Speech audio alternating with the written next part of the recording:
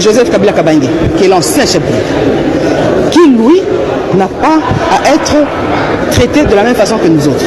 Vous connaissez que le statut de l'ancien chef de l'État donne des devoirs à un ancien chef de l'État. Vous vous souviendrez que dans son article 8, la loi est claire. Il n'y a que le Congrès qui peut statuer sur ce cas-là. C'est le point de vue que moi j'ai donné. Si je relevais le cas de l'article 224 du règlement intérieur, ça concernait notre collègue. Donc, le sénateur à vie, il n'a rien à voir là-dedans. Ou nous respectons la loi, ou nous ne respectons pas la loi. Ça, c'est la première chose. Deuxième chose, est-ce que notre pays aujourd'hui a besoin de ça? Pensez-vous que si nous levons les immunités du sénateur à vie, nous allons retrouver la paix? N'est-ce pas que nous sommes en période de négociation aujourd'hui? Nous ne doit-on pas attendre que les négociations évoluent, de sorte que dès que les négociations évoluent, on va voir ce qu'il faut faire. N'est-ce pas faire un grand pas en arrière en appliquant cette mesure de la levée des immunités?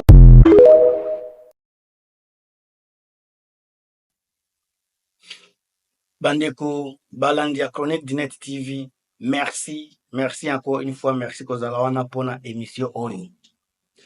Makambu Oyo, eza ko sekoué Congo lelo, eza problème ya ba immunité ya le raïs Joseph Kabila Kabange. Avec la situation Oyo eza koronje mboka na biso, situation socio-politico-culturelle, il faut battre le gouvernement bazala prudent parce que ba catastrophe oyo koki kosalema pona likambo ya Joseph Kabila et koki kozala ba catastrophe oyo kozala réparable te. Bandeko, soki lelo bakangi Joseph Kabila, botuna Tshisekedi soki yango nde ekosilisa guerre. Soki tie lelo Kabila na prison, est-ce que yango mutu ekozongi sa cohésion nationale? Makelele autour ya kombo ya Joseph Kabila, est-ce que yango nde ekozongi sa bambongo oyo boza ko détourner chaque jour? Boza ko lukisa kaka batu ya libanda oyo baza ko diriger mboka te, bango nde bozo lukisa, bango nde baza ko koma ba problème. Pendant que bino batu boza ko diriger mboka, bino nde boza ko créer ba problème. Soki lelo crise économique eza na mboka na biso, c'est bino batu boza ko diriger mboka.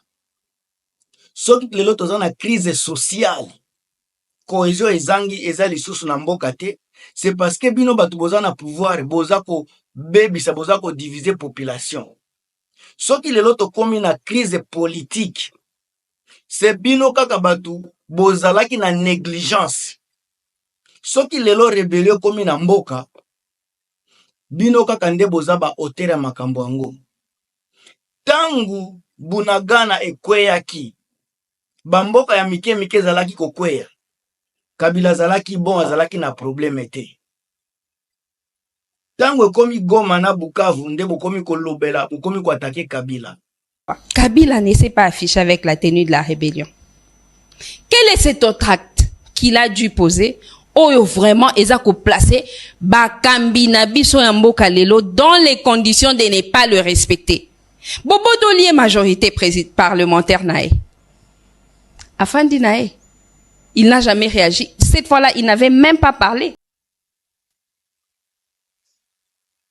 Kasi nani mutu aza sima ya babunagana ya bamboka misusu wana ba masisi oyo ezali kokweya boza ko akize mutu te? Parce que bandeko na biso ya gouvernement bayebi secret oyo ezoleka entre bango na Uganda. Uganda baza kosala makambo na Congo, mais batu ya gouvernement baza kofungola munoko ata muke te. Bayebi secret ya kokweya ya Bunagana, bayebi secret ya kokweya ya Ituri, bayebi yango bazolobela yango te, mais baza kokangama na kombo ya Rwanda. Bazo kangama na kombo ya Kabila na ba constitution. Le dossier est hors norme, la procédure inédite. Fin avril, la justice militaire avait demandé la levée de l'immunité sénatoriale de l'ancien président Joseph Kabila, qui bénéficie à ce jour du statut de sénateur à vie.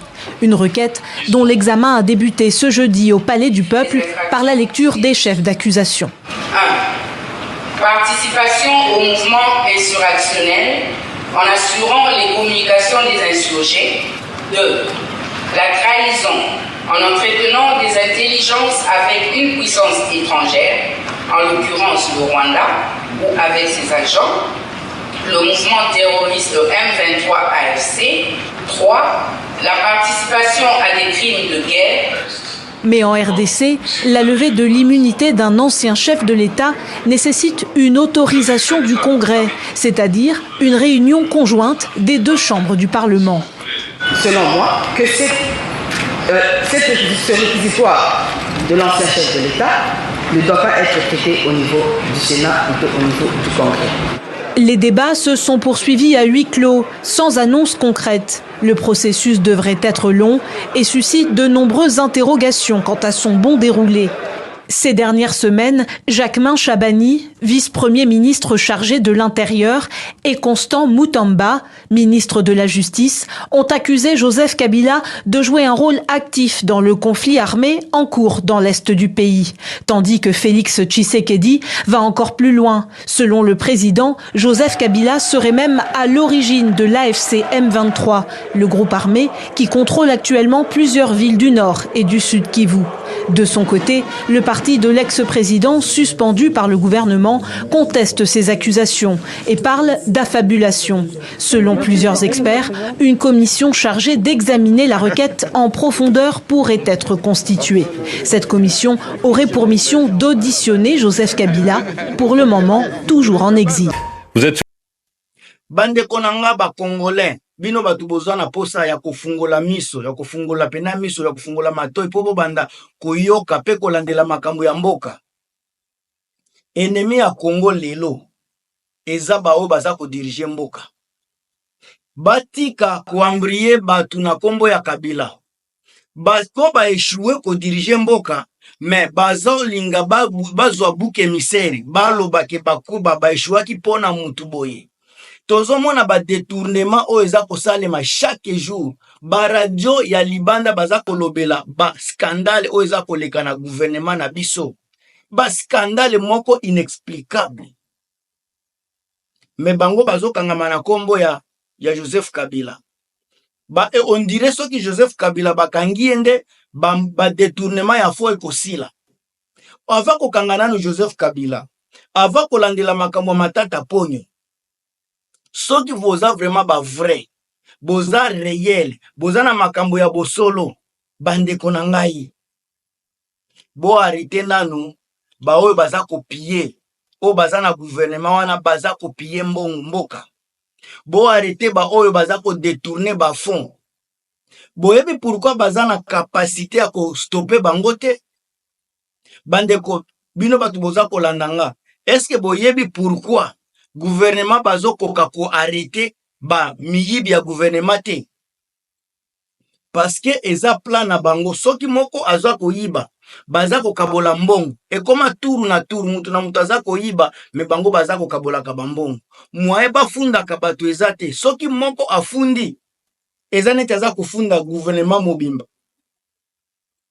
yango bomonaka baza ko se protéger mais les chefs ya protection kombo na ye béton. Donc esika baza ko bombama, esika baza ko batama na se ya béton o tozo benga fachi. Ye mukolo protection ya batuana. Batuana baza ba père ya famille.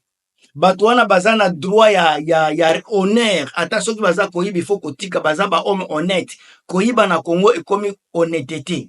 Soki mutu eko kosa na kombo ya Tshisekedi aza mutu honnête. Soki mutu ayibi aza na gouvernement ya Tshisekedi aza mutu moko irréprochable pona ba respect na ye avera ba famille. Ba détournement ya ba attention na biso. Ba détourner ba mbongo na biso na mikolosi ka baza ko détourner ba attention na biso sur makambo important. Bazo mema biso na makambo oyo ekomemela Congo eloko ata moko te. Makambo oyo baza ko landela matata ponyo eko changer social ya peuple congolais te. Bo bundisaka Joseph Kabila, bo bundisa na ndenge bolingi mais eko changer social ya peuple te. Peuple congolais aza na posa ya social. Avant ko banda koleka na ba réseaux sociaux kolobela makambo ya Joseph Kabila, bolobela kapé social ya peuple congolais. Avant koya ko analyser makambo ya Joseph Kabila, bo analyser pe vie sociale ya peuple congolais. Bolobela kapé salaire ya peuple congolais. Bolobela nanu batu oyo bazui salaire lelo, bolobela pe biso batu bakozwa salaire lobi. Avant koya konini ko ambrier mitu ya ba congolais bandeko. Pendant que boza ko solola, Willy Ngoma aza kosala musala. Pendant que boza ko ambrier biso, côté kuna Willy Ngoma aza kotia kimia na secteur na ye. Place bino boza ko diriger, boza ko distraire batu na makambo eza na tina te, batu baza ko kufa mingi. Ba militaire baza ko maltraiter population, ba militaire baza ko séquestrer population, ba policier baza ko yiba biloko ya peuple. Bandeko ya gouvernement botika distraction. Botika distraction. Toyebi déjà ba jeune na bino. Toyebi façon ya fonctionnement na bino. Toyebi façon boza ko diriger mboka. Bambongo oyo boza ko yiba bandeko. Bambongo oyo boza ko détourner. Bolo belaka pe yango, bolo ba place nini bokeko oyo boza ko ba détourner mbongo, bo retirer combien et puis combien bo fouti ba nini bo fouti ba enseignant par exemple. Est-ce que na mbongo boza ko retirer et boza ko funda mutu a détourner? Bozwi mutu wango. Soki azongisi mbongo, mbongo wana boko futa nango batu ube ko kende pe na poche ya mutu mususu. Depuis maman oyo premier ministre balobaki baza ko sala ba collecte de fonds ya ko bakisela ba militaire salaire. Ti lelo bambongo wana etikala ko kende te. Ti lelo bambongo wana etikala ko koma te. Bato monaki ba solidarité, soki solidarité Congo. Conseil rebeta maki. Bino bato ya gouvernement bobimisa ki mbongo. Pona kosunga ba déplacer de guerre au baza na est. Combien de déplacés bosali assistance? Bosali assistance na combien de déplacés? Au moment où naza kosala ba vidéo bandeko, bato ya gouvernement baza koyiba mbongo. Soki basali bake kosala concert ya solidarité, bobimisi 2 millions de dollars. Pendant que bato baza kolala nzala, 2 millions de dollars bozo kabelango batu balala ka bien, batu baza kolia bien. Po bakende kozua na kati ya concert yango 300,000 dollars. Sika 2 millions de dollars oyo sengelaki oyo bobotiaki pona concert. Bosali perte so bozui 300,000 nde boke kozwa na kati ya concert yango. Mais soki bozwa ka 2 millions de dollars wana, bo injecter yango na bato baza ko se déplacer pona ba guerre. Pona incompétence na bino nde lelo tozomona changement. Mais bino bozomemaka bambongo ba place esengeli te. Ba place oyo il faut pour mema mbongo boza ko mema yango te. Ba place ya loyenge nde sika bino boza ko se retrouver. Pendant que boza ko se retrouver, peuple kotoyo baza ko kufa baza ko kelela. Mes chers amis, tolamuka, tolongola ba incapable oyo na pouvoir, tolongola ba inutile oyo na pouvoir, totia ba oyo baza na posa vraiment ya développement ya mboka na biso. Bo continuer kotia ba commentaire, mingi ya kolobezala ki penza te na makambo oyo etali eloko na oti kolobela lelo. Mes chers amis, tokutana sous impulsion mususu parce que awa chaque émission eza pona kolobela Congo, chaque émission eza pona éveil patriotique. Ngam tunabino Gilmas, on est là toujours pona bam vidéo ya baba vidéo patriotique.